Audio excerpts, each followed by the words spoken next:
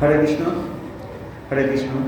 শ্রীকৃষ্ণ চৈতন্য প্রভু নিত্যানন্দ, শ্রী অদ্বৈত গদাধর, শ্রী বাসাদি গৌর ভক্তবৃন্দ। হরে কৃষ্ণ, হরে কৃষ্ণ, কৃষ্ণ কৃষ্ণ হরে হরে, হরে রাম রাম রাম হরে হরে।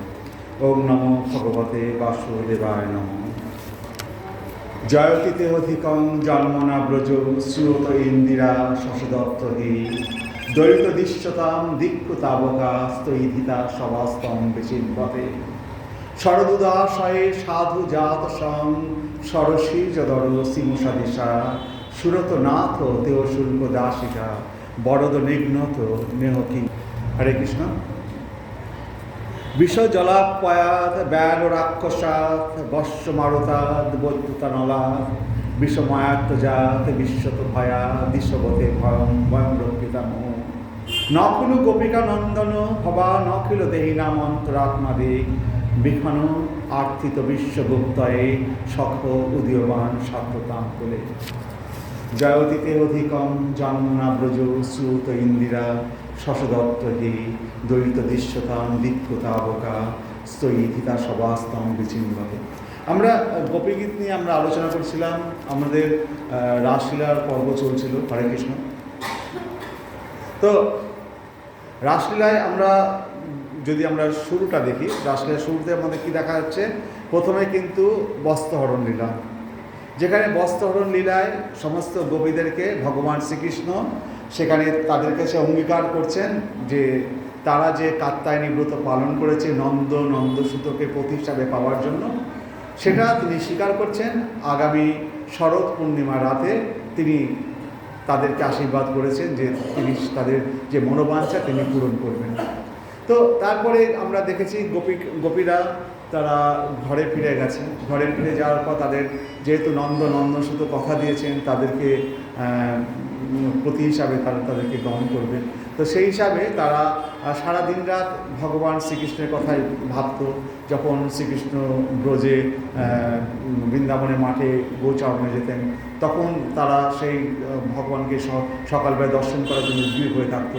আবার গোচারণ থেকে ভগবান যখন ফিরবে তখনও তারা উদ্গ্রীব হয়ে ভগবানের দর্শন কামনা করত। এইভাবে তাদের মধ্যে একটা প্রচণ্ড আকাঙ্ক্ষা, সেই আকাঙ্ক্ষা নিয়ে তারা দিনের পর দিন কাটাচ্ছিল। যদিও তারা ঘর সংসার করছে, তাদের বিবাহ হয়ে গেছে, কিন্তু তার আগে ভগবান শ্রীকৃষ্ণ তাদেরকে গ্রহণ করে নিয়েছেন। কখন?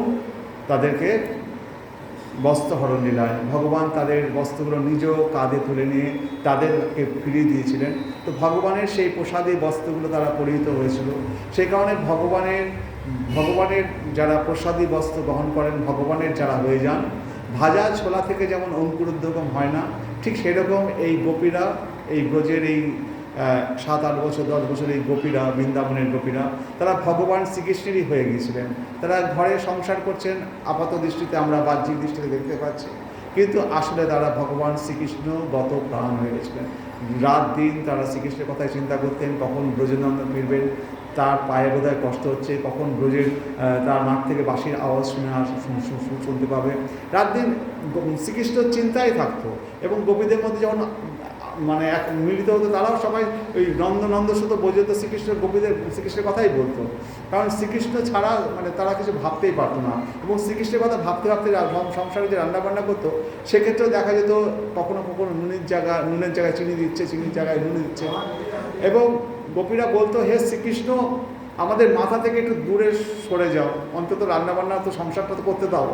কোথায় মনীষীরা ভগবান শ্রীকৃষ্ণকে পাওয়ার জন্য সবসময় চিন্তা করার জন্য উদ্গ্রীব হয়ে থাকে, আর এখানে গোপীরা বলছে আমাদের মাথার থেকে একটু সরে যাও, যাতে একটু রান্নাবান্না করতে পারে, কাজকাম করতে পারে। তাদের মনে এমনভাবে ভগবান নিয়েছিল। তারপরে আমরা দেখলাম যে একদিন শরৎ পূর্ণিমা রাতে শরৎ পূর্ণিমার রাতে ভগবান বাঁশি বাজিয়ে দিলেন রাত্রিবেলায়। সমস্ত গোপীরা যে অবস্থায় ছিল সেই অবস্থায় তারা ভগবানের কাছে ছুটলেন সেই বাঁশির আওয়াজ শুনে। কারণ ভগবানের যে বাঁশি গোপীদের ডেকেছেন যে বাঁশিতে, তো সেই বাঁশিটা এমনই যেন যে গোপীদের উদ্দেশ্য এটা সেই গোপীরাই শুনতে পাচ্ছে, তাদের শ্বশুর শাশুড়ি, তাদের স্বামীরা কেউ শুনতে পাচ্ছে না, যেন সেই গোপীর নাম ধরেই ভগবান ডাকছে, হে ললিতে, হে বিশাখা, হে চিত্রা, তোমরা আমার কাছে এসো। এমনভাবে তাদের নাম ধরে, পার্টিকুলার তার নাম ধরে ডাকছে।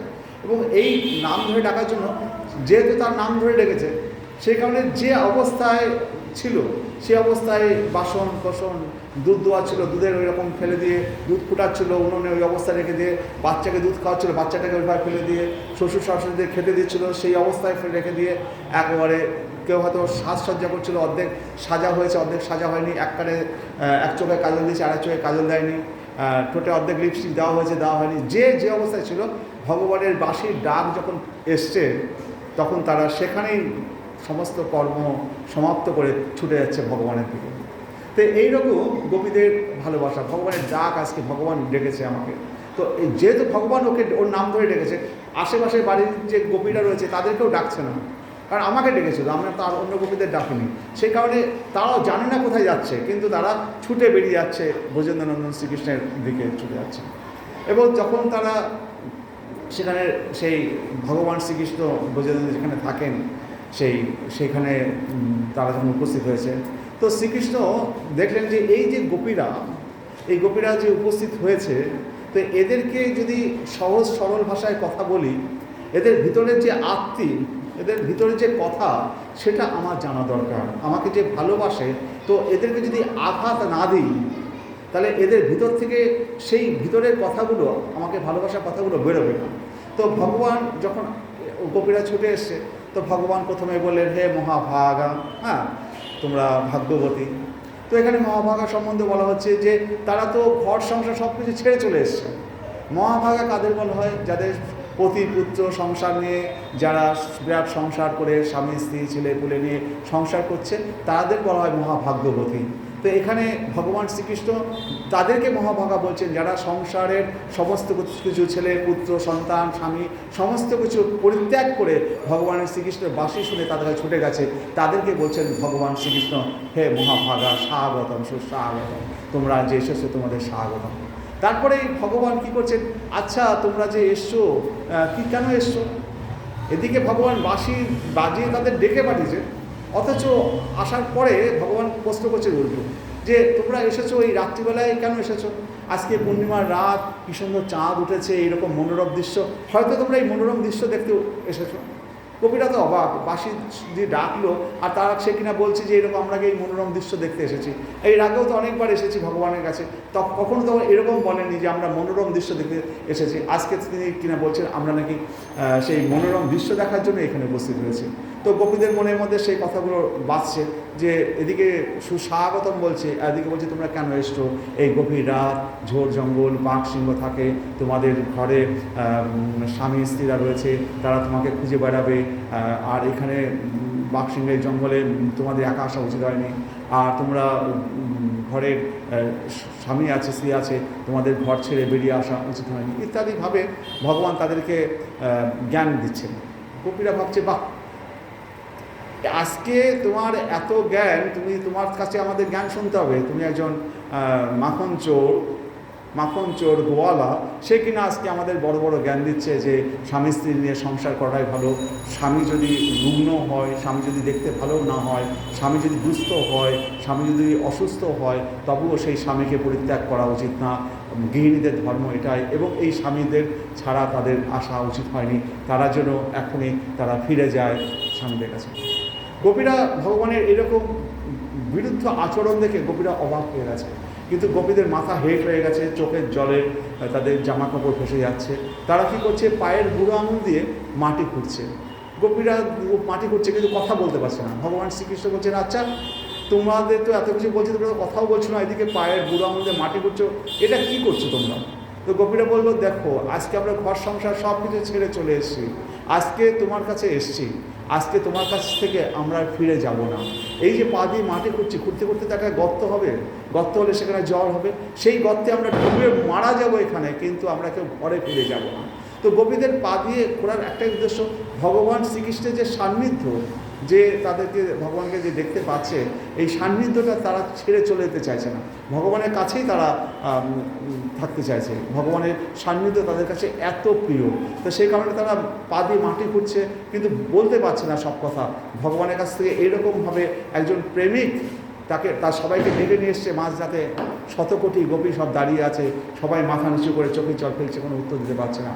এবার গোপীরা দেখলো যে এইভাবে যদি আমরা উত্তর না দিই তাহলে তো আমরা কি চিরকাল হেরেই যাব, আমাদের কি কোনো বক্তব্য নেই, আমাদের কি কিছু বলার নেই। তখন গোপীরা তখন বলল ভগবান শ্রীকৃষ্ণকে, আচ্ছা গোবিন্দ একটা কথার উত্তর দিতে পারবে? বলে বলো। বলছে যে ধরুন একজন স্বামীকে তার স্ত্রী খুব ভালোবাসে, তাকে ছাড়া থাকতে পারে না, স্বামীর বিশেষ কাজের জন্য তাকে বিদেশে যেতে হবে। তো স্ত্রীকে বললো যে আমি বিদেশে যাবো, স্ত্রী বললো যে তোমাকে ছাড়া আমি একদিনও থাকতে পারি না। স্বামী তখন কী করলো, তার নিজের একটা মূর্তি গড়িয়ে নিয়ে আসে, বললো যে আমার এই মূর্তি তুমি ইয়েতে রেখে তাকে সেবা শুশ্রূষা করবে, সবসময় এই মূর্তির মাধ্যমে তুমি আমাকে পাবে। তো এবার আর এই বাইরের দরজাটা বন্ধ রাখবে, কখনো তুমি দরজার বাইরে যাবে না, এই ঘরের মধ্যেই থাকবে, আর আমার সান্নিধ্যে আমার মূর্তি দিচ্ছি, একেই তুমি পূজা অর্চা করবে। তো বললো যে এইভাবে যখন 6 মাস 1 বছর হয়ে গেছে, এবার 6 মাস 1 বছর ধরে ওই স্ত্রী, ওই পত্নী ওই স্বামীর ওই মূর্তিটাকেই পুজো আর্চা করে, সবসময় তাকে ছেড়ে ওঠে না, তাকে চান করাচ্ছে, খাওয়াচ্ছে, প্রসাদ দিচ্ছে, সব করছে। তো এইভাবে দিন কাটাচ্ছে। একদিন স্বামী এসছে বিদেশ থেকে, এসে বাইরের দরজায় কড়া নাড়ছে, দরজা খোলো, দরজা খোলো, আমি এসছি। তো যে কে এসছে? তো আমি আমার স্বামী আমাকে এটা মূর্তি দিয়ে গেছে, আমি এটা ছেড়ে কেন উঠবো? তাহলে তো আমার প্রতিব্রত ধর্ম নষ্ট হয়ে যাবে, আমি এটা ছেড়ে উঠবো না। তো হে গোবিন্দ, তাহলে বলো এখন স্ত্রীর তাহলে কী কর্তব্য?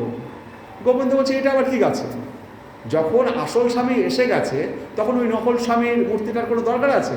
তার তো দৌড়ে গিয়ে দরজাটা খুলে আসল স্বামীকে ঘরে তাকে আপ্যায়ন করে নিয়ে আসা, আর ওই নকল স্বামীর মূর্তিটাকে ছুঁড়ে ফেলে দেওয়া উচিত। তখন গোবিন্দ বলছে আচ্ছা, তখন গোপীরা বলছে আচ্ছা হে শ্রীকৃষ্ণ, আমাদের উত্তর তো তুমিই দিয়ে দিলে। আমাদের ঘরের যে স্বামীগুলো রয়েছে এরা তো নকল স্বামী, তাদেরকে নিয়ে আমরা ঘর করছি। আজকে গৃহধর্ম পালন করে, প্রধান ধর্ম পালন করে আমরা কাকে পেতাম? সেই গোবিন্দকেই পেতাম, সমস্ত কিছু করে সবশেষে তো গোবিন্দকেই পেতাম। সেই গোবিন্দ, সেই আসল স্বামী যখন আমাদের সামনে দাঁড়িয়ে আছে, তো এই আসল স্বামী ছেড়ে আমরা ওই নকল স্বামীর দিকে কেন যাব? তো আমরা ওই নকল স্বামীর ঘরে আমরা ফিরে যাব না।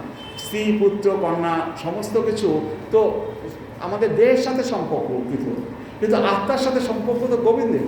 তো এই গোবিন্দকেই আজকে যখন আমরা পেয়েছি, তো এই গোবিন্দই যখন আমাদের শেষ কথা, তাহলে এই নকল স্বামীর কাছে আমরা ফিরে যাব। তো তুমি তো আমাদের আসল মনের কথাই বলেছো। তখন ভগবান শ্রীকৃষ্ণ গোপীদের নিয়ে রাসলীলায় মত্ত হয়েছিলেন। রাসলীলায় যখন মত্ত হলেন, গোপীরা দেখছেন যে ভগবান শ্রীকৃষ্ণ 2 জন গোপীর মাঝখানে কাঁধে হাত নিয়ে সব রাসলীলায় নৃত্য করছে। তো গোপীদের মধ্যে একটা অহংকার আসলো, ব্রজেন্দ্রনন্দন শ্রীকৃষ্ণ, যশোদা দুলাল, 100 কোটি গোপী 100 কোটি শ্রীকৃষ্ণ রূপ ধারণ করেছে, এবং সেখানে সব গোপীরাই ভাবছে আমার সঙ্গেই বোধহয় ব্রজেন্দ্রনন্দন শ্রীকৃষ্ণ রয়েছে। কেউ ভাবছে না যে অন্য কারোর সাথে আছে, সবাই ভাবছে আমার সাথেই আছে। তো সবার সাথেই ভগবান শ্রীকৃষ্ণ আছে। তাদের মনে একটা অহংকার জাগ্রত হলো যে সমস্ত ব্রহ্মাণ্ডপতি সে কিনা আজকে আমার বাহুবন্ধনে আবদ্ধ, তাহলে আমি না কি সুন্দরী, আমি না কি রূপসী, আমি না মা লক্ষ্মীর থেকেও সৌভাগ্যবান। আজকে আমি স্বয়ং গোবিন্দ আজকে আমার কাঁধে হাত রেখে এই রাস নৃত্য করছে। তাদের মধ্যে গোবিন্দ ছেড়ে নিজের প্রতি দৃষ্টি পড়ল, অহংকারের দিকে দৃষ্টি আসলো। গোবিন্দকে এতক্ষণ ভাবছিল, এবার গোবিন্দকে ছেড়ে নিজের দৃষ্টির দিকে, অহংকারের দিকে আসলো। আমার মতো রূপপতি, রূপসী বা তো আছে, যে আমি কত ভাগ্যবান যে স্বয়ং ব্রজেন্দ্রনন্দন শ্রীকৃষ্ণ সমগ্র ব্রহ্মাণ্ডপতি আজকে আমার গলায় আবদ্ধ হয়েছে, তাহলে আমি কত না সুন্দর। গোবিন্দ কারো অহংকারকে সহ্য করেন না। গোবিন্দ তাদের এই অহংকারটাকে দূরীভূত করার জন্য, আর ওদিকে রাধারানী এক জায়গায় বসে বসে দেখছেন যে এই গোবিন্দ এই সমস্ত গোপীদের নিয়ে সাধারণ একটা রাসলীলা করছে। তো রাধারানীর মান হচ্ছে যে গোবিন্দ এই যে রাসলীলাটা করছে, তো আমি যে ভগবান গোবিন্দকে যে বিশেষভাবে ভালোবাসি, তার প্রতি যে আমার বিশেষ প্রেম, আমার প্রতি তো গোবিন্দের সেই প্রেমটা দেখতে পাচ্ছি না। তো ওই সাধারণ গোপীর মতো আমিও কি, আমার প্রেমটাও কি, আমার ভালোবাসাটাও কি ওই সাধারণ গোপীর মতো? আমি যে বিশেষভাবে আমার যে ভালোবাসা, আমার যে প্রেম, তার কি কোনো মূল্য নেই?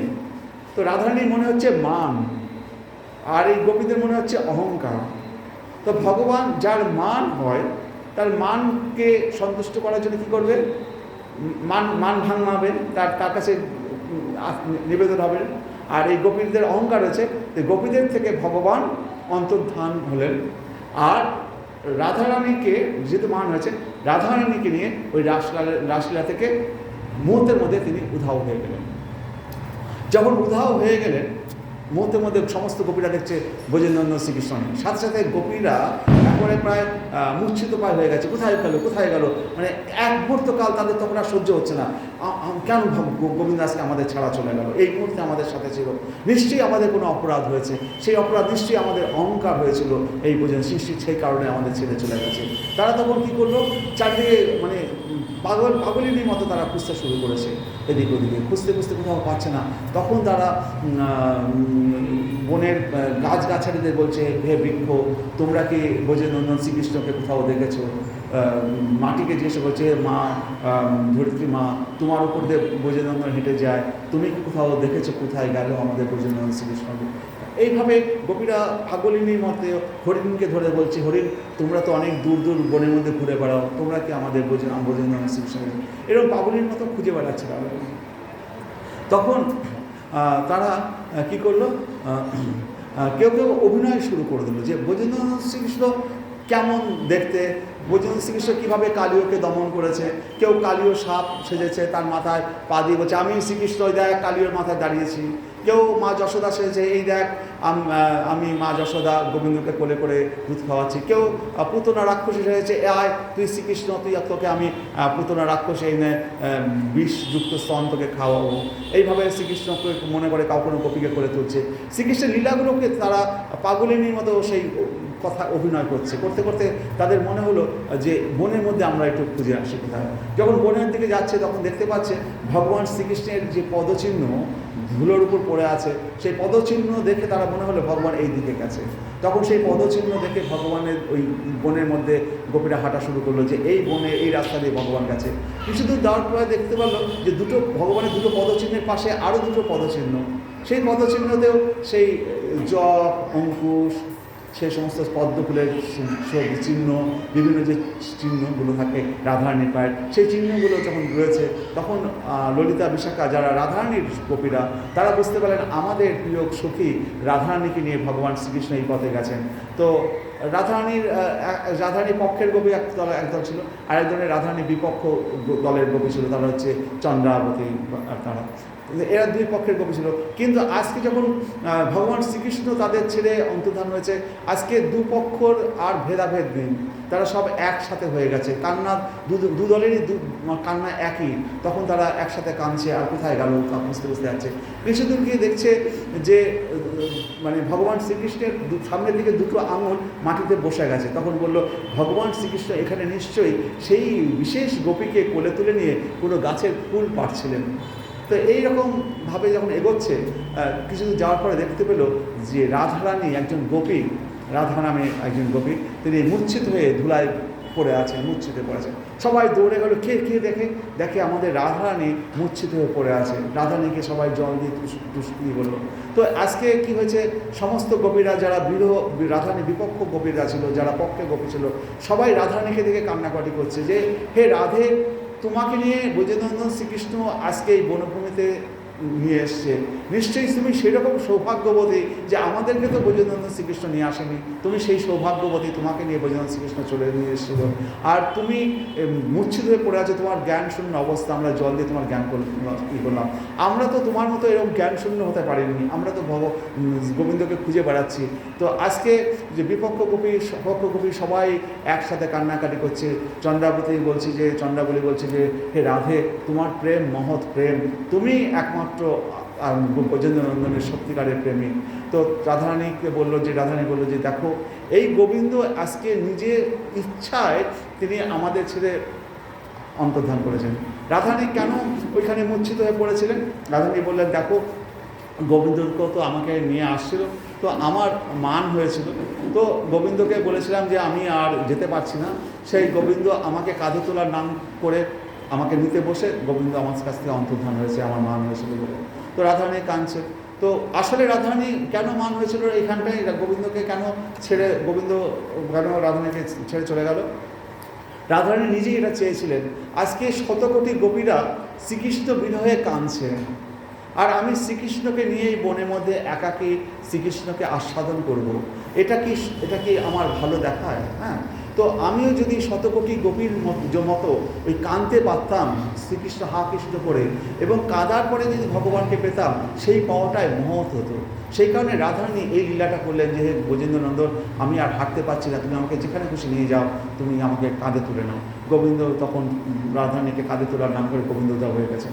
আসলে রাধারানী চেয়েছেন যে সমস্ত গোপীদের তো প্রধান না তিনি, তার থেকেই শতকোটি গোপীর উৎপন্ন, তো তাদের ছাড়া রাধারানী একা একা এই আস্বাদনটা নিতে চান না। কারণ শতকোটি গোপী দিয়ে কৃষ্ণকে সেবা করার মাধ্যমেই ভগবানের সেবা করা যায়। একা দু চোখে ভগবানকে দর্শন করে সেই সেবা করা যায় না। শতকোটি আঁখি যদি থাকতো তবে ভগবানের ওই রূপ দর্শন করা যেত। তো রাধারানীর শুধু দুই চোখ দিয়ে না, রাধারানীর কায়পুর থেকে শতকোটি গোপীর সৃষ্টি হয়েছে, তাদের সকলকে নিয়ে ভগবান গোবিন্দের রস আস্বাদন করতে চান রাধারানী। একা শুধু দুই চোখে, একা শুধু ভগবানকে সেই আস্বাদন করে ভগবানের সেই রসবৈষকে পাওয়া যায় না। তাই রাধারানী আজকে চাইছেন যে শতকোটি গোপীর সাথে যদি আমি কাঁদতে পারি এই ব্রজেন্দ্রনন্দন শ্রীকৃষ্ণের জন্য, তবেই আমার কান্না সার্থক। তারপরে যদি আমরা শ্রীকৃষ্ণকে পাই, তবেই আমাদের পাওয়া সার্থক। রাধারানী এটা ভালোভাবে অনুধাবন করেই মানের এই অভিনয় করেছেন।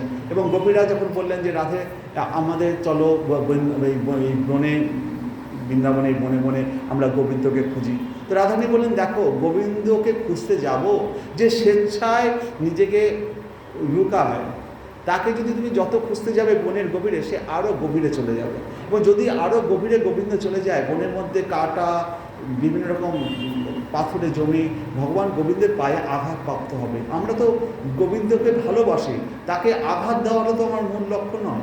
আর গোবিন্দকে যদি খুঁজতে হয়, সেই আমাদের যমুনা পুলিন যেখান থেকে ভগবান গোবিন্দ অন্তর্ধান হয়েছেন, নিজেকে লুকিয়েছেন, সেই জায়গাতেই খুঁজতে হবে।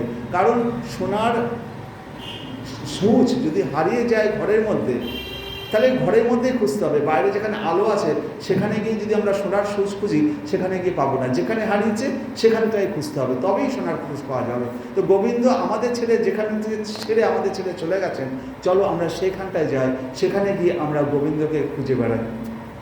তো সমস্ত রাধারানীকে তারা প্রধানা গোপী করে নিয়ে রাধারানীর নির্দেশমস্ত সমস্ত গোপীরা মিলে সেই যমুনা পুলিনে, সেই চন্দ্র জলে ইয়েতে এসে রাধারানীর সাথে বসে তারা তখন ওইখানে আসলেন। এসে গোবিন্দের জন্য তখন তারা হা গোবিন্দ করে কাঁদতে লাগলেন। কাঁদতে কাঁদতে তাদের কাঁদার যে স্বর, সেটা যে স্বর, যে সুর ভেসে আসছে, কান্নার যে সুর, সেই কান্নার সুরটা সঙ্গীত হয়ে ভেসে আসছিল। হ্যাঁ, কনক মঞ্জুরির ছন্দে সেই গোপী গীতগুলো, তাদের কান্নাগুলো গীত হয়ে বেরোচ্ছিল।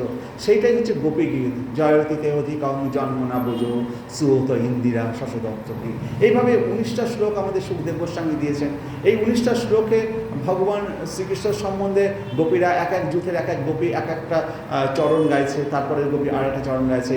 হে ব্রজেন্দ্রনাথ শ্রীকৃষ্ণ, তুমি ব্রজে জন্মগ্রহণ করার পরে এই ব্রজভূমি আজ স্বর্গ থেকেও, সমস্ত লোক থেকেও মহত্তম হয়ে উঠেছে।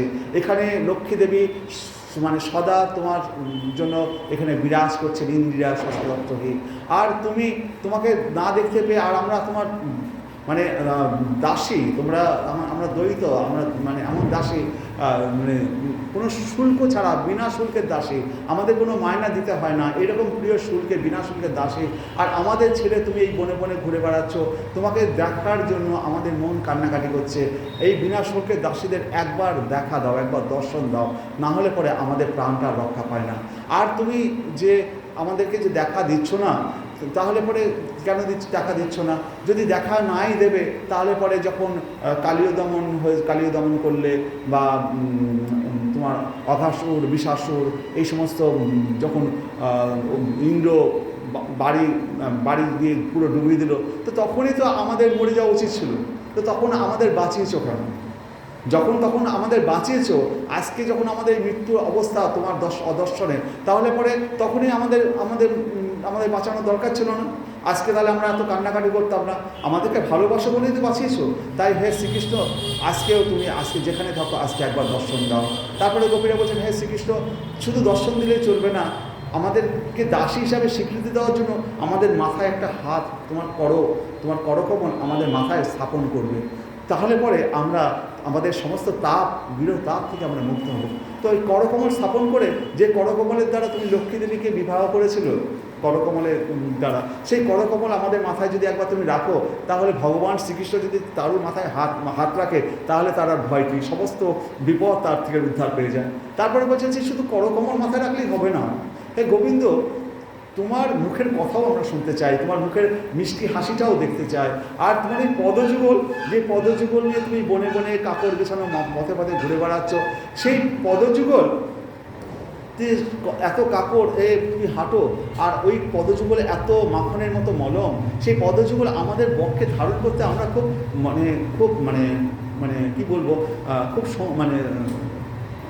সংকুচিত বোধ করি। কারণ তোমার এই কোমল আমাদের কঠিন বক্ষে লেগে তোমার আঘাত যদি লাগে, এই ভয়ে আমরা মরে যাই। কিন্তু এখন আমরা বুঝতে পেরেছি, তুমি যখন কালীয় নাগের সেই মণি, সেই কঠিন মণির উপরে তুমি নৃত্য করেছো, তুমি যখন বনে বনে গরু বাছুর তিনোচর প্রাণীদের পিছনে পিছনে হাঁটো কাপড় খালি পায়ে, ওইখানে যদি এত কঙ্কর এই সমস্ত পাথরে তোমার পায়ে যদি কোনো ক্ষতি না হয়ে থাকে, তাহলে তোমার এই পদযুগল যদি আমাদের বক্ষে স্থাপন করো, তাহলে আমরা এখন মনে করছি, সাহস পাচ্ছি যে তোমার পদযুগলে ব্যথা লাগবে না। হে গোবিন্দ একবার দেখা দাও, একবার পদযুগল আমাদের বক্ষে ধারণ করতে দাও। আর তোমার শুধু ওই দেখা দিলেই চলবে না, করকমল মাথায় রাখলেও চলবে না, তোমার যে বলবু বাক্য, তোমার যে মিষ্টি কথা, যে মিষ্টি ভুবন মোহিনী কথা, সেই কথা যেন আমাদের কানের শ্রবণে দাও। তাহলে পরে শুধু দেখা দর্শন দিলাম না, কিছু তো পেয়েও চাই। যেমন বাইরে মলম দিয়ে, বাইরে আমরা এই মলম দিই, কিছু ওষুধ তো খেতেও হয়। তোমার ওই বলবু বাক্য, সেই মধুর বাক্যগুলি আমাদের কানে শ্রবণ করিয়ে আমাদের এই যে বিরহ তাপ, এর থেকে আমাদেরকে মুক্ত করো। এইভাবে গোপীরা একের পর এক 19টা শ্লোকে গোপী গীতে গান গাইছেন। সব শেষের শ্লোক রাধারানী যখন গেয়ে উঠলেন যে হে ব্রজেন্দ্রনন্দন শ্রীকৃষ্ণ, যদি তোমার লুকিয়ে থাকারই তোমাদের ইচ্ছা হয়, যদি আমাদের প্রতি অদর্শন না দেখা দেওয়ারই যদি তোমার ইচ্ছা হয়, তাহলে পরে তুমি একবার আমাদের সামনে আসো। আমরা তোমার পদযুগলে আমরা আমাদের মাথা মস্তক রেখে আমরা এখানেই শেষ নিঃশ্বাস ত্যাগ করতে চাই। আমরা আর তোমাকে কষ্ট দিতে চাই না, একবার আমাদের সামনে আসো। আমরা আমাদের জীবন তোমার পায়ে উৎসর্গ করে এই জীবন আমরা ধন্য করে দিতে চাই, আমরা আর বেঁচে থাকতে চাই না, অন্তত আমাদেরকে এই সুযোগটা দাও। আর তোমার যে পদযুগল তুমি যে বনে বনে হেঁটে বেড়াচ্ছ, নিজেকে লুকিয়ে রাখছ, সেই পদযুগলে কঙ্কন পাথর ইত্যাদি দ্বারা যে আঘাতপ্রাপ্ত হচ্ছে, ওই পদযুগলের অধিকার কি তোমার? ওই পদযুগল তো পরিণত জনের, যারা ঋষি, যারা আমরা তোমার সাধনা করছি, তোমাকে পাওয়ার জন্য খুঁজে বেড়াচ্ছি, ওই পদযুগল তো আমাদের। ওই পদযুগলে আঘাত দেওয়ার তোমার অধিকার নেই। তুমি আজকে লুকিয়ে লুকিয়ে যে পদযুগল নিয়ে তুমি বনে বনে ঘুরে বেড়াচ্ছ, ওই পদযুগলের অধিকারী তো আমরা। ওই পদযুগল নিয়ে তো আমরা বেঁচে থাকবো। তো ওই পদযুগলই ঋষি মহাত্মা আর আমরা যারা উন্নত জন, তাদের ওই পদযুগলের অধিকার আছে। তো তোমার এই পদযুগলের অধিকার আমাদের। তুমি সেই পদযুগল নিয়ে তুমি বনে বনে ঘুরে বেড়াচ্ছ।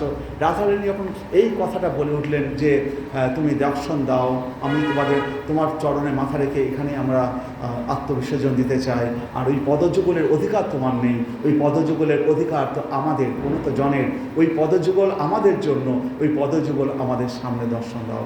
তখন এই রাধারানীর এই গোপীগীতের এই শেষ শ্লোক যখন গেয়ে উঠলেন, তখন গোবিন্দ সাথে সাথে সেখানে আবির্ভূত হয়ে উঠলেন। এই যে আবির্ভূত হলেন ব্রজেন্দ্রনাথ শ্রীকৃষ্ণ, সেইখান থেকে আজকে আমাদের পাঠ শুরু। হরে কৃষ্ণ। তো সেখানটায় হরে কৃষ্ণ হলো, সেটা হচ্ছে এবার ব্রজেন্দ্রনাথ শ্রীকৃষ্ণ যখন এই গোপীরা গান গাইছিলেন, কান্নাকাটি করছেন, এই অবস্থা, তখন ব্রজেন্দ্রনাথ শ্রীকৃষ্ণ যখন তাদের সামনে আবির্ভূত হচ্ছেন, বলে শিশু বাচ এদি গপ্প প্রগায়ন্ত প্রলপন্তশ্চ চিত্তধা রুরুদু সুস্বরম রাজন কৃষ্ণ দর্শন লালসা। বলছে ইতি গপ্প প্রগায়ন্ত প্রলপন্তশ্চ চিত্তধা রুরুদু, তাদের কান্নাটা সুস্বরম সঙ্গীত হয়ে বেজে উঠছে। রাজন কৃষ্ণ দর্শন লালসা, কৃষ্ণ দর্শন দেখার জন্য শ্রী শুক বজে। সুখদেব গোস্বামী পরীক্ষিতকে বলছেন, হে রাজন, সুখদেব বসে, হে রাজন, এইভাবে নানা মধুর সুস্বরম উপায়ে তাদের হৃদয় হইতে উৎসারিত প্রগায়ন্ত যে গানগুলো বেরিয়ে আসছিল পোলাপন্তশ্চ পোলাপ রূপে করতে করতে গোপীরা উচ্চস্বরে রুরুদু রোদন করতে শুরু করলেন। তারা কৃষ্ণ দর্শন লালসা, শ্রীকৃষ্ণকে দর্শনের জন্য অত্যন্ত ব্যাকুল ছিলেন। শিশুকোবাচ এতি গোপ্রগায়ন্ত পোলাপন্তশ্চ চিত্তধা রুরুদু সুস্বরম রাজন কৃষ্ণ দর্শন লালসা। শিশুকোবাচ ইতি গপ্প প্রগায়ন্ত পোলাপন্তশ্চ চিত্তধা রুরুদু সুস্বরম রাজন কৃষ্ণ দর্শন লালসা। তাসাম আবির্ভূত শৌরী স্ময়বান মুখাম্বুজ পীতাম্বরধর শ্রব্বি সাক্ষাৎ মনমথ মনমথ। বলছে তাসাম, অতঃপর ভগবান কৃষ্ণ স্ময়মান মানে সহস্র মুখে, মুখাম্বুজ মুখস্বরূপ এই পদ্মফুলের মতো মুখস্বরূপ মুখাম্বুজ বদনে গোপীদের সম্মুখে আবির্ভূত হলেন। শ্রব্বি মানে হচ্ছে গলায় বৈজন্তী মালা পরা অবস্থায়, পীতাম্বর ধরো, তার যে পীতাম্বর, এক হাতে পীতাম্বর ধরেছেন, পীতাম্বর জামাইরা আসে না, বিশেষ পীতাম্বর ধরো, তো পীতাম্বর ধরে দাঁড়িয়েছে, পীতবসন করা সাধারণ মানবের মন হরণকারী স্বয়ং কামদেবেরও মনমোহন রূপে তিনি আবির্ভূত হচ্ছেন। তাসাম আবির্ভূত শৌরী স্ময়মান মুখাম্বুজ পীতাম্বর ধর শ্রব্বি সাক্ষাৎ মনমথ মনমথ। সাধারণ মানুষের মন হরণকারী কামদেবের মতো অপূর্ব রূপ ও সৌন্দর্য ধারণ করে পীতাম্বর ধরে ভগবান শ্রীকৃষ্ণ সমস্ত গোপীদের মাঝখানে আবির্ভূত হলেন। তম বিলক্ষ আগতম পৃষ্ঠম প্রীতি উৎফুল্ল দিশ অবলা উত্তস্ত যুগপৎ সর্বাতম্ব প্রাণমতীব আগতম। তম বিলক্ষ আগতম, ভগবান গোপীগণ যখন ভগবানকে দেখলেন যে ভগবান আমাদের সামনে এসেছেন, গোপীগণকে দেখলেন যে বিলক্ষ মানে আমাদের সামনে ভগবান উপস্থিত হয়েছে, তাদের প্রিয়তম শ্রীকৃষ্ণ তাদের কাছে আগতম এসে উপস্থিত হয়েছে, ফিরে এসেছেন, তখন তারা তৎক্ষণাৎ উত্তস্ত সবাই উঠে দাঁড়িয়ে পড়লেন, আর তার প্রতি প্রীতিবশত তাদের নেত্রদ্বয় প্রীতি উৎফুল্ল দৃশ্য অবলা উৎফুল্লিত হইয়া উঠিল, যেন তাদের জীবনের প্রাণম এইব আগতম, যেন তাদের জীবনে প্রাণ বায়ু ফিরে এলো। ভগবান শ্রীকৃষ্ণের আশা থেকে তারা সবাই একসাথে লাফিয়ে উঠে পড়েছে, আর ভগবান এসছে, যেন তাদের এতক্ষণ যে এত কষ্ট এত দুঃখ সব চলে গেছে, যেন প্রাণ বায়ু ফিরে এসছে, তারা যেন উৎফুল্ল হয়ে উঠেছে। হরে কৃষ্ণ। তম বিলক্ষ আগতম পৃষ্ঠম প্রীতি উৎফুল্ল দৃশ্য অবলা উত্তস্ত যুগপৎ সর্বাতম্ব প্রাণম এইব আগতম। তম বিলক্ষ আগতম, তাকে আসতে দেখে পৃষ্ঠম প্রীতি উৎফুল্ল, তাদের প্রীতিতে তারা উৎফুল্ল হয়ে উঠল। দৃশ্য অবলা, সেই অবলা নারীগণ উত্তস্ত যুগপৎ, তারা সকলে একসাথে উঠে দাঁড়িয়েছে। সর্বাতম্ব প্রাণম এইব আগতম, তাদের হৃদয় যেন প্রাণ ফিরে এলো। কাচিৎ করম্বুজম সৌরে জগৃহ অঞ্জলি নামুদা কাচিৎ দধার তদ্বাহুম অংশে চন্দন ভূষিতম। বলছে কাচিৎ কর অম্বুজম সৌরে জগৃহে অঞ্জলি নামুদা কাচিৎ দধার তদ্বাহুম অংশে চন্দন ভূষিতম। একজন গোপী আনন্দে কর অম্বুজম, কৃষ্ণের হাত অঞ্জলি, তার হাত কৃষ্ণের হাতটা জড়িত ধরেছে, কর অম্বুজম অঞ্জলিবদ্ধ হাতটা ধরেছে, হাত গ্রহণ করলেন, এবং আরেকজন কৃষ্ণের তৎবাহু অংশ চন্দন ভূষিতম, চন্দন চর্চিত বাহু তার কৃষ্ণের হাতে তার কাঁধে ধারণ করলেন। মানে গোপীরা কৃষ্ণকে পেয়ে তাদের আর মন মানে কোনো কিছু নেই, হুঁশ নেই। একজন গিয়ে কৃষ্ণের হাত চেপে ধরেছে, একজন গিয়ে তার হাতটা টেনে তার নিজের কাঁধের উপর তুলে ধরেছে। কাচিৎ কর অম্বুজম সৌরে জগৃহে অঞ্জলি নামুদা কাচিৎ দধার তদ্বাহুম অংশে চন্দন ভূষিতম। কাচিৎ অঞ্জলিনা অগ্রিহানাৎ তম্বিতাম্বুল চর্বিতম একাতৎ অঙ্ঘ্রি কমলম সন্তপ্তা স্তনয় অধা। এক তম্বি গোপী অঞ্জলিবদ্ধ হাতে শ্রদ্ধাপূর্ণভাবে কৃষ্ণ চর্বিত তাম্বুল গ্রহণ করলেন, আর অন্য একজন বৃহ সন্তপ্ত গোপী তার অঙ্ঘ্রি কমলম তার পাদপদ্মদ্বয় তার স্তনয় অধাত স্তনযুগলে স্থাপন করলেন। কাচিৎ অঞ্জলিনা অগ্রিহান্নাৎ তম্বি তাম্বুল চর্বিত, ভগবানের মুখের থেকে পানের যে তম্বুল সেটা নিয়ে একজন গোপী অঞ্জলি শ্রদ্ধাপূর্ণভাবে সে অঞ্জলিটা নিয়ে গ্রহণ করলেন। আরেকজন গোপী ভগবান শ্রীকৃষ্ণের পাদপদ্ম নিয়ে তার বুকে স্তনে স্থাপন করছেন, যে কাচিৎ অঞ্জলিনা অগ্রিহান্না তম্বিতাম্বুল চর্বিতম একাতৎ অঙ্ঘ্রি কমলম সন্তপ্তা, সেই সন্তপ্ত হৃদয়ে ভগবানের কমল পদদ্বয় স্থাপন করছে, সন্তপ্তা স্তনয় আধার। এক তম্বি গোপী অঞ্জলিবদ্ধ হাতে শ্রদ্ধাপূর্ণভাবে কৃষ্ণ চর্বিত তাম্বুল গ্রহণ করলেন, আর অন্য একজন বৃহ সন্তপ্ত গোপী তার তৎ অঙ্ঘ্রি কমলম পাদ পদ্মদয় তার স্তনে অধা স্তনযুগলে স্থাপন করলেন। একা ভ্রুকুটিম আবদ্ধ প্রেম সংরম্ভ গলা ঘন্তি ইবৈ কটাক্ষেপৈ সন্দষ্ট দর্শন ছড়া।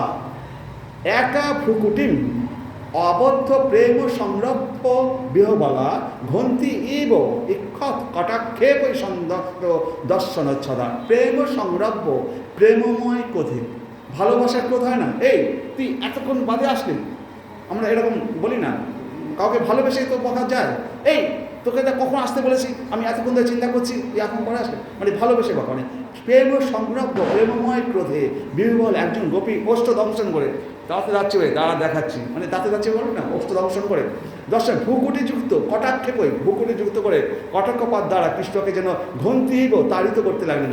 এতক্ষণ বাদে আসা, আমরা যে এত কষ্ট পাচ্ছি, এতক্ষণ ধরে কান্নাকাটি করছি, এইভাবে এসেছো, মানে ঘন্তিব দাঁতে দাঁত কামড় মেরে, হ্যাঁ, একজন গোপী ভগবানকে যেন তাড়িত করতে লাগবে, নিজে শাসন করতে লাগবে। তুমি মানে ব্যস্ত আছো, আরামসে বনে বনে ঘুরে বেড়াচ্ছ, আর আমরা কান্নাকাটি করছি। একা ভ্রুকুটিম আবদ্ধ প্রেম সংরম্ভ বিহবলা ঘন্তি ইব ইক্ষত কটাক্ষেপৈ ছন্দষ্ট দর্শন ছড়া। তো প্রেম সংরব্ধ প্রেমময় ক্রোধে বিহবল একজন গোপী ওষ্ঠ দংশন করে ভ্রুকুটিযুক্ত কটাক্ষেপৈ কটাক্ষপাত দ্বারা কৃষ্ণকে যেন ঘন্তি ইব তাড়িত করতে লাগলেন। হরে কৃষ্ণ। অপরা অনিমিষৎ দিগ্ভাং জুষণা তৎ মুখাম্বুজং আপিত মোপি ন অত্রিপাত সন্ত তৎ চরণম যথা। অপরা অনিমিষৎ, ঠিক যেমন যোগীগণ তার চরণে মনোনিবেশ করেও কখনো কখনো তৃপ্ত হন না, তেমনি অন্য একজন গোপী কৃষ্ণের বদন কমল অপলক নয়নে অবলোকন করে তার মাধুর্য গভীরভাবে আস্বাদন করেও যেন তৃপ্ত হতে পারলেন না। তো ভগবান গোবিন্দের দিকে তাকিয়ে আছে, তাকিয়ে যোগীরা যেমন নিমিলিত চোখে তাকিয়ে থাকে, ঠিক সেইভাবে গোপীরাও, অনেক গোপী আছে তারা ঠিক যেমন গোপী যোগীগণ তার চরণে মনোনিবেশ করেও কখনো তৃপ্ত হন না, তেমনি অন্য একজন গোপী কৃষ্ণের বদন কমল অপলক নয়নে অবলোকন করে তার মাধুর্য গভীরভাবে আস্বাদন করেও যেন তৃপ্ত হতে পারছেন না। অপরা অনিমিষৎ দিগভা মধুসনা তৎ মুখ অম্বুজং আপিত মোপে ন অত্রিপাত সন্ত তৎ আচরণম যথা।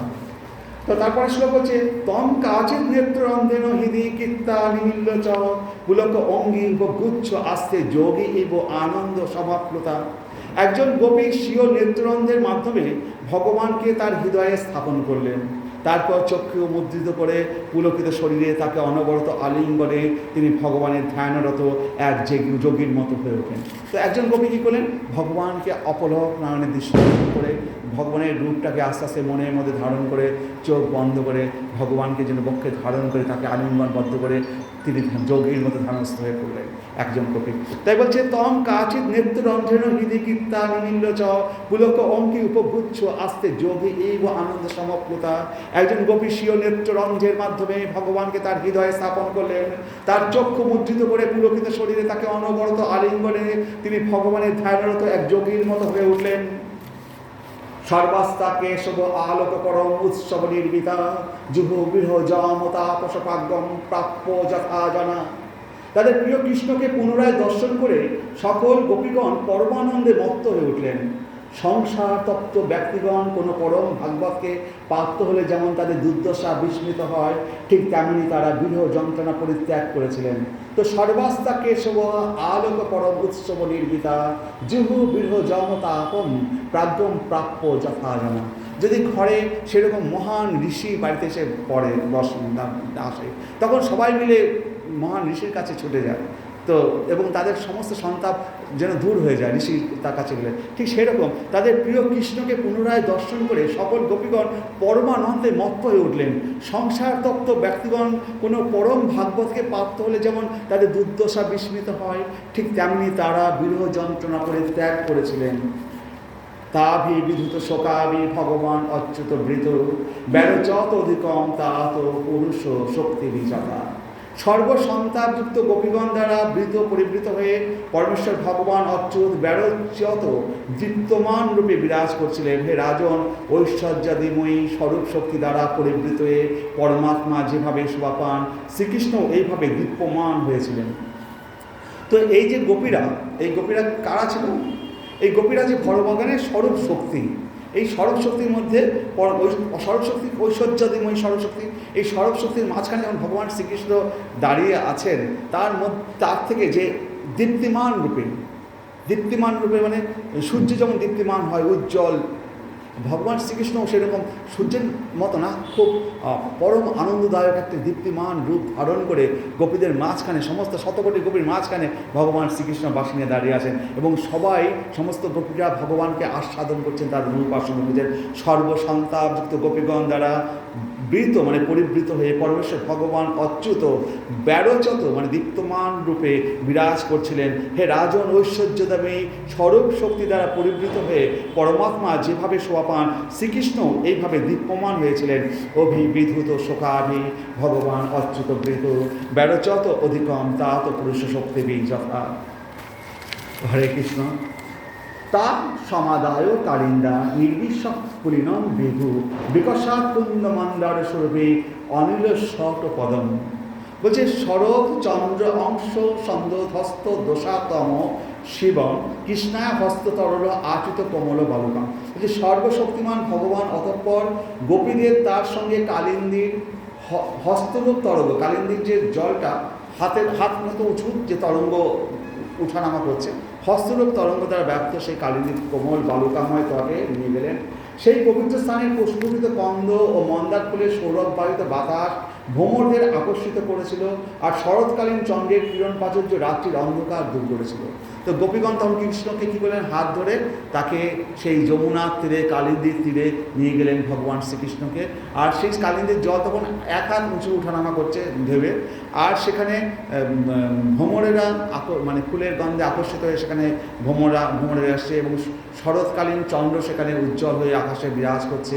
ফুলের গন্ধে পুরো একটা অদ্ভুত একটা পরিমণ্ডল গড়ে উঠেছে। তদ্দর্শন আহ্লাদ বিধুত রূপীদ রুজ মনোরথ অন্তম শ্রুতয় যথা যজু সই উত্তরই কুচ কুঙ্কম অঙ্কিতই অচিক্লপন আসনম আত্মবান্ধবে।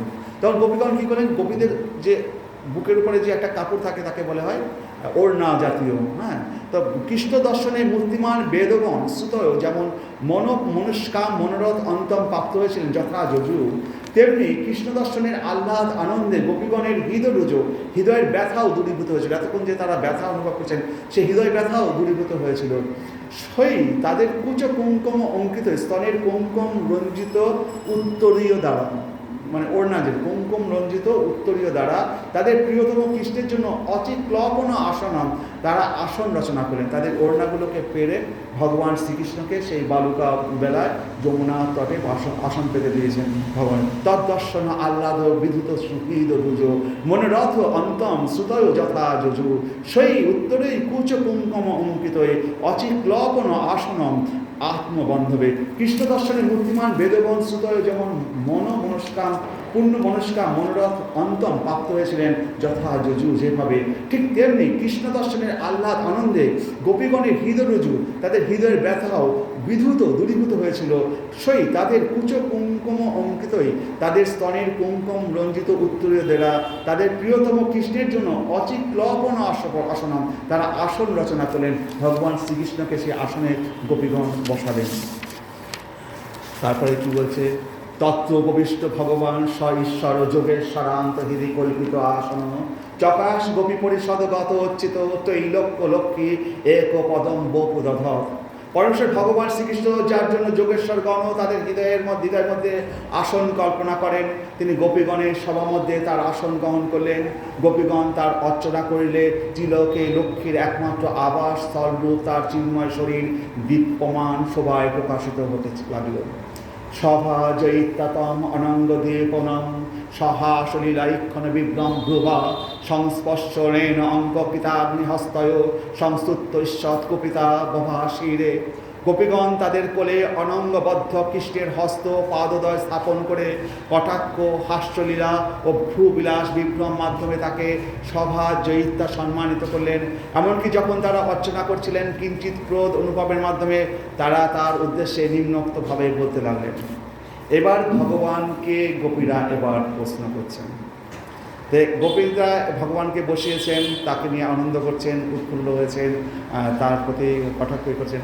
কিন্তু গোপীদের মনে এবার প্রশ্ন, তুমি আজকে এত কষ্ট আমাদের দিয়েছো, আজকে তুমি বনে বনে ঘুরে বেরিয়েছো, হে শ্রীকৃষ্ণ আমাদের মনে একটা প্রশ্ন আছে, এবারে সেই প্রশ্নের উত্তর দাও।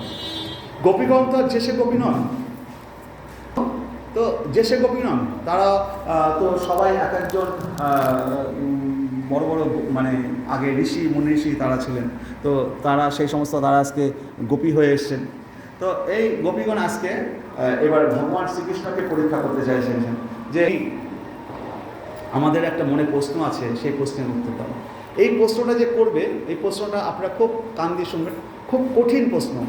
এটা ভগবান শ্রীকৃষ্ণ ছাড়া অন্য কারোর পক্ষে এর উত্তর দেওয়া সম্ভব নয়। ভগবান কীভাবে এর উত্তর দিচ্ছেন দেখুন। কবিরা কী প্রশ্ন করছেন?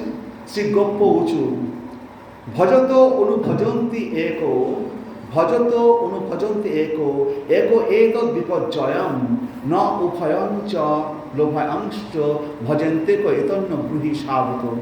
গোপীগণ বললেন, কিছু মানুষ কেবল তাদেরই ভালোবাসেন যারা তাদের ভালোবাসেন। কিছু মানুষ আছে যারা তাদের ভালোবাসে, মানে একে অপরকে ভালোবাসে, ও আমাকে ভালোবাসে, আমি ওকে ভালোবাসি। কিছু মানুষ আছে কেবল তাদেরই ভালোবাসে যারা তাদেরকে ভালোবাসে, অন্য কাউকে ভালোবাসে না। ও ওকে ভালোবাসে, ও ওকে ভালোবাসে। কিছু মানুষ আছে যারা তাদেরকে ভালোবাসে যারা তাদের ভালোবাসে, ও আমাকে ভালোবাসে তাই আমি ওকে ভালোবাসে, কিন্তু অন্য মানুষ করে। আর যখন অন্যান্যরাও সেই জনদেরও ভালোবাসে যারা তাদের ভালোবাসে। আবার কিছু কিছু লোক আছে, সে ভালোবাসে না কিন্তু ওই লোকটা আমাকে ভালোবাসে, আমি তাকে ভালোবাসি না কিন্তু সে আমাকে ভালোবাসে। এমন কিছু লোক আছে, সেটা যেমন পিতামাতা, যেমন ছেলে না ভালোবাসলেও পিতামাতা তো জন্ম দিয়েছে তাকে ভালোবাসে।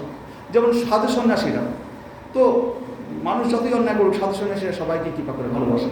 ঠিক সেরকম বলছে অন্যান্যরা সেই জন্যদেরও ভালোবাসে যারা তাদের ভালোবাসে না, তবু তাদের ভালোবাসে। পিতামাতা সন্তান যদি ভালো নাও বাসে, পিতামাতাকে ভালোবাসে না, বাসে।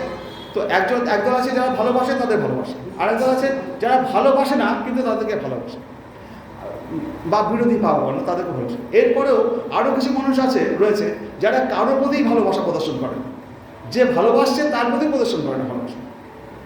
কিছু মানুষ রয়েছে যারা কারোর প্রতি ভালোবাসা প্রদর্শন করে না। প্রিয় কৃষ্ণ দয়া করে এই ব্যাপারটি আমাদের যথাযথভাবে বর্ণনা করুন। প্রশ্নটা মনে হচ্ছে খুব সহজ, কিন্তু এর উত্তরটা ভয়ঙ্কর কঠিন। তো ভগবানকে কী বলছে?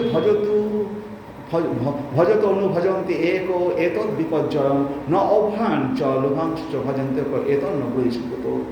কিছু মানুষ কেবল তাদেরই ভালোবাসে যারা তাদের ভালোবাসে, যখন অন্যরা সেই জনদেরও ভালোবাসে যারা তাদের ভালোবাসে না। কিছু মানুষ যারা ভালোবাসে না কিন্তু সে তাকে ভালোবাসে। আবার এরপরেও আরও কিছু মানুষ আছে যারা কারোর প্রতি ভালোবাসা প্রদর্শন করে, যে ভালোবাসা দিচ্ছে তাকে ভালোবাসে, মানে ভালোবাসা পেয়েও তাকে ভালোবাসা করে। তো হে প্রিয় কৃষ্ণ দয়া করে এই ব্যাপারটি আমাদের যথাযথভাবে বর্ণনা করুন। এবং ভগবান শ্রীকৃষ্ণ এর ব্যাখ্যা কীভাবে দিচ্ছেন? শ্রী ভগবান উবাচ মৃথ ভজন্তি যে সক্ষ সত্য কান্ত দমাহিতে নতত্ব শৈদম ধর্ম সত্য অর্থম তথহীন অন্যথা। পরমেশ্বর ভগবান বললেন, তথাকথিত শহীদগণ যারা নিজেদের লাভের আশায় পরস্পরকে ভালোবাসা প্রদর্শন করে তারা প্রকৃতপক্ষে স্বার্থপর। তাদের মধ্যে সত্যিকারের সৌহার্দ্য নেই, ধর্মও নেই। প্রকৃতপক্ষে তারা যদি নিজেদের লাভের প্রত্যাশা না করেও করতো, তবে তারা পারস্পরিক ভালোবাসা বিনিময় করতো না। তো তারা একে অপরকে যদি ভালোবাসে, তাদের মধ্যে স্বার্থ রয়েছে। ছেলেকে ভালোবাসছে, ছেলে চাকরি পাবে, তাকে খাওয়াবে, এইটা একটা রয়েছে আকাঙ্ক্ষা, সেই কারণে ভালোবাসে। মানে তাহলে পরে সেখানে ভালোবাসা না, সেখানে মানে কি বলছে, সেখানে হচ্ছে মানে প্রত্যাশাটা বড় হচ্ছে। মানে কিছু আমি দিচ্ছি, ওর তার বিনিময়ে আমি কিছু পাবো, বা আমি ওকে ভালোবাসি তার বিনিময়ে আমি কিছু পাবো। বা অনেকে স্বামী স্ত্রী আছে, সে তার যৌবনটাকে ভোগ করার জন্য ভালোবাসে, যৌবন চলে গেলে সে স্বামী অন্যদিকে আছে, স্ত্রী অন্যদিকে, কিন্তু সত্যিকারের ভালোবাসা কিন্তু তা হয় না। তো এইরকম কিছু আছে। তাই পরামর্শ করছে বলছেন, তথাকথিত শহীদগণ যারা নিজেদের লাভের আশায় পরস্পরকে ভালোবাসা প্রদর্শন করে তারা প্রকৃতপক্ষে স্বার্থপর। নিজেদের লাভের আশায় যারা পরস্পর তারা স্বার্থপর, তাদের মধ্যে সত্যিকারের সৌহার্দ্য নেই, ধর্মও নেই। সেখানে সৌহার্দ্যও নেই, ধর্মও নেই। প্রকৃতপক্ষে তারা যদি নিজেদের লাভের প্রত্যাশা না করতো, তবে তারা পারস্পরিক ভালোবাসাও বিনিময় করতো। যদি তাদের লাভের আশাটা না থাকতো, তারা একে অপরকে ভালোবাসত না।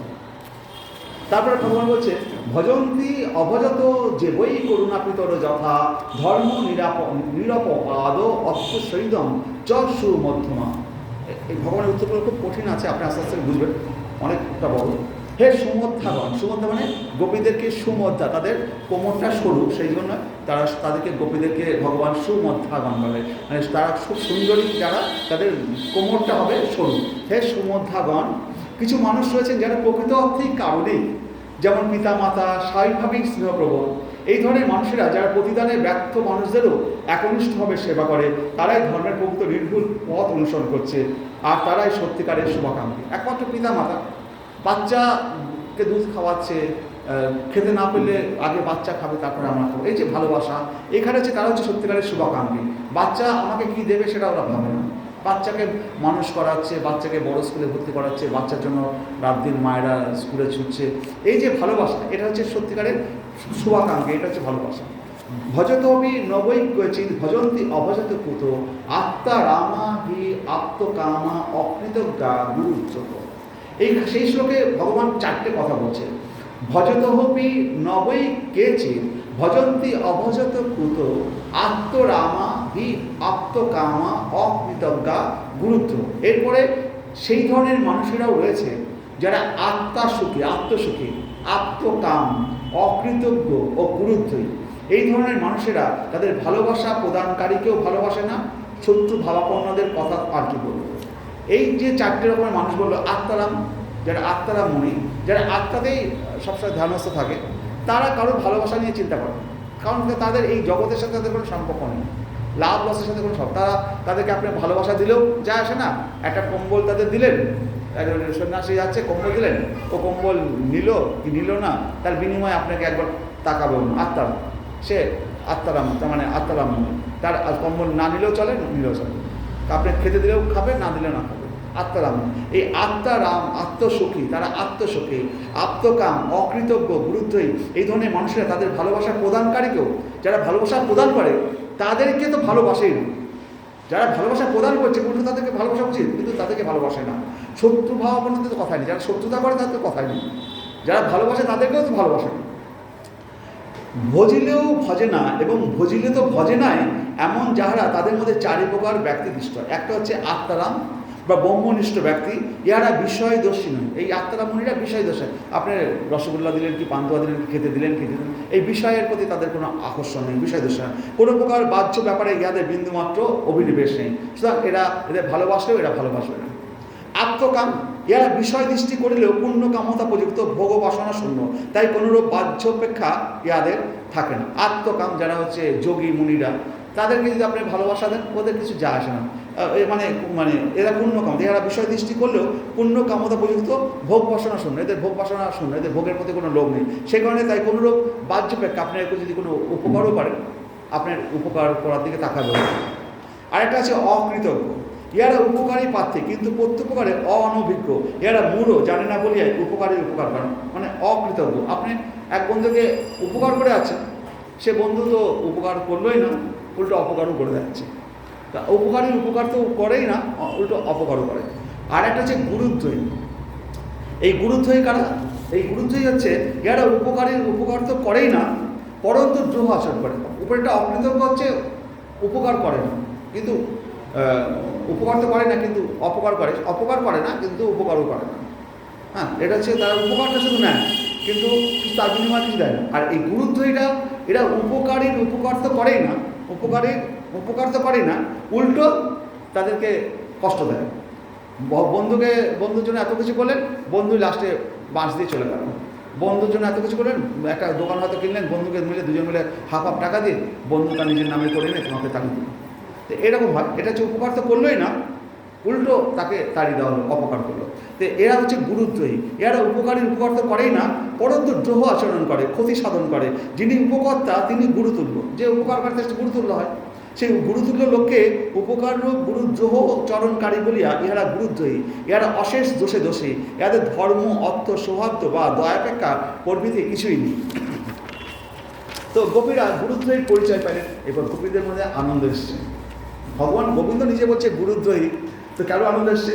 দ্রোহীরা নিষ্ঠুর স্বভাব, উপকারীর প্রতি উপকার না করে অপকারী করে, যারা ভালোবাসেন তাহাদের ভালোবাসা দূরে থাক, সন্তাপই দেয়। এতক্ষণ শ্রীকৃষ্ণ তো তাই করিয়াছেন, শ্রীকৃষ্ণ তো এতক্ষণ তো তাই করেছেন, ভগবান গোবিন্দের জন্য তারা এত কষ্ট করেছে, তারা তেহ শুল্ক দাসিকা, বিনা শুল্কে তারা দাসী, গোবিন্দের জন্য তারা জীবন উৎসর্গ করে দিচ্ছে, তার জন্য কান্নাকাটি করছে, আর ভগবান কিনা উল্টো তাদেরকে সন্তাপ দিচ্ছে, তাদেরকে কষ্ট দিচ্ছে নিজে আড়ালে চলে গিয়ে। তাই গোপীরা যারা ভালোবাসেন তাদের ভালোবাসা দূরে থাক, সন্তাপই দেয়। এতক্ষণ শ্রীকৃষ্ণ তো তাই বলছেন, গুরুদ্রোহী।